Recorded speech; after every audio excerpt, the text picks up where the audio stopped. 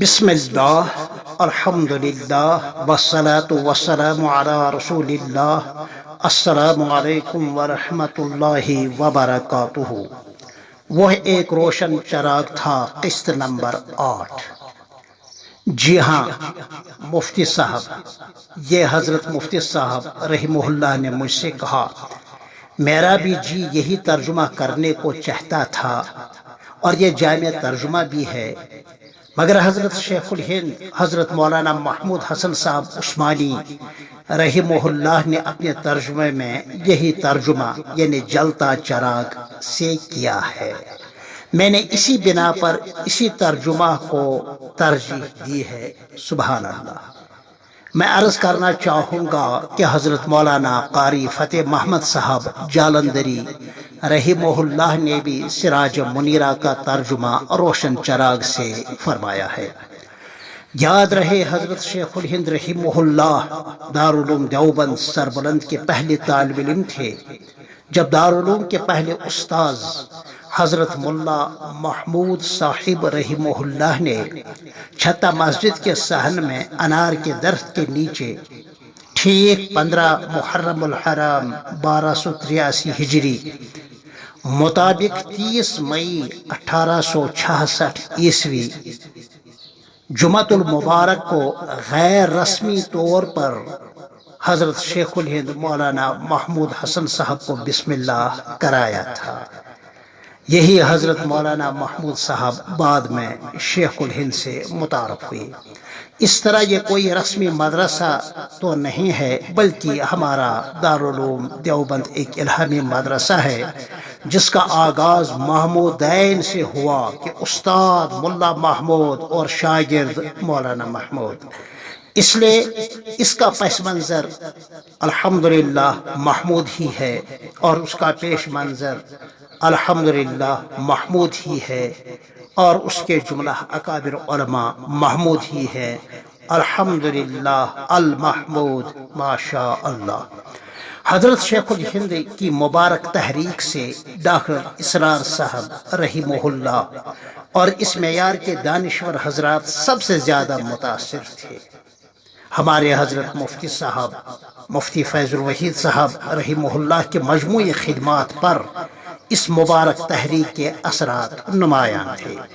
مثلا درس قرآن کریم کو عام کرنا اور تمام طرح کے اختلافات سے بالا تر رہ کر امت کو جوڑنے کی کوشش کرنا، یہی دو چیزیں حضرت شیخ الہند کی تحریک میں ہمیں ملتی ہے۔ چنانچہ جب آپ حضرت شیخ الہند رحمہ اللہ مالٹا جیل کے 4 سالہ اسیری سے آزاد ہو کر دیوبند سربلند تشریف لائے تو دیوبند کے مرکزی جامع مسجد میں آپ رحمہ اللہ کا بے مثال اور والہانہ استقبال ہوا، اور آپ نے یہاں ایک مختصر خطاب بھی فرمایا۔ اس مختصر خطاب میں انہی 2 باتوں کو خاص طور پر وضاحت کے ساتھ بیان فرمایا، یعنی درس قرآن کو عام کرو اور امت کو جوڑنے کی کوشش کرو۔ مگر اس کا مطلب یہ نہیں ہے کہ کوئی بدنصیب صحابہ اور اہل بیت رضی اللہ تعالی عنہم اجمعین کی شان میں گستاخی کرے اور ہم خاموش رہیں، کوئی جاہل ائمہ مجتہدین کی توہین کریں ہم چپ رہیں اور اکابر اسلاف پر گند اچھالیں۔ اسی طرح کوئی جہالت زدہ تکفیری بازار کو گرم کرے اور بدعات و خرافات کو رواج دے، یا کوئی نام نہاد دانشور مغربی سیاست کے طرز کو یا مغربی طرز کی سیاست پر اسلامی سیاست کو پیش کرے اور سلف بیزاری کو توحید و تحقیر سے تعبیر کرے، یا کوئی گھر بیٹھے کھانا ساز مجتہد بن کر قرآن کریم کی معصور تفسیر، حدیث نبوی کی منقول تشریح اور امت کے اجماعی مسائل میں تعویلات کرتا پھرے، اس طرح وہ تجدد پسندی کی آڑ میں نئے نئے فتنوں کے دروازے کھولے، اور کوئی شیخ الہند کی تحریک سے فکری طور پر وابستہ عالم ربانی خاموش رہے؟ نہیں، ہرگز نہیں، ہرگز نہیں۔ بلکہ فروعی اور اختلافی مسائل کو علمی حلقوں تک محدود رکھے، مسلک کے بجائے دروس و خطابات میں اسلام اور ایمان اور اس کے اصول کی تبلیغ کرے، علمی اور سطحی مسائل سے اوپر اٹھ کر ملت مسلمہ کے مشترکہ مفادات پر کام کرے۔ جی ہاں، اپنے مسلک میں تسلب تو ہو، یہ کوئی برا نہیں ہے، البتہ تعصب مذموم نہ ہو۔ عمومی خطابات میں مسلکی اختلافات کو ہرگز ہوا نہ دے، حاصل یہ ہے کہ اصول کی دعوت دے، نہ کہ فروع کی، اور حضرت مفتی صاحب کی اس وصیت کا حاصل یہی تھا۔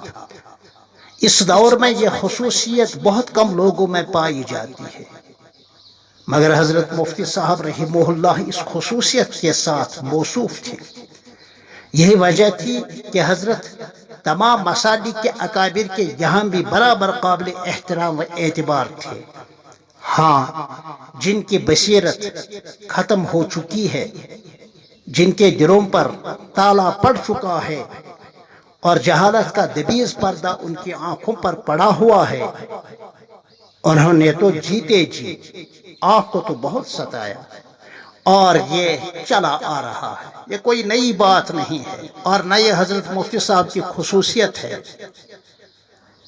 یہ ماضی کی تاریخ رہی ہے، اور یہ تاریخ اس دور میں ابھی بھی دہرائی جاتی ہے، اور انتقال کے بعد بھی ایسے لوگ بکتے بکتے اپنے سیاہ نامہ اعمال کو مزید سیاہ کر رہے ہیں۔ اس سے کیا ہوگا؟ مفتی صاحب کے نامہ اعمال میں لکھی نیکیوں میں اضافہ ہوگا اور گناہوں کا کفارہ ہوگا۔ چلیے پھر ملتے ہیں آپ سے قسط نمبر 9 میں انشاءاللہ تعالی۔ تب تک کے لیے السلام علیکم ورحمۃ اللہ وبرکاتہ۔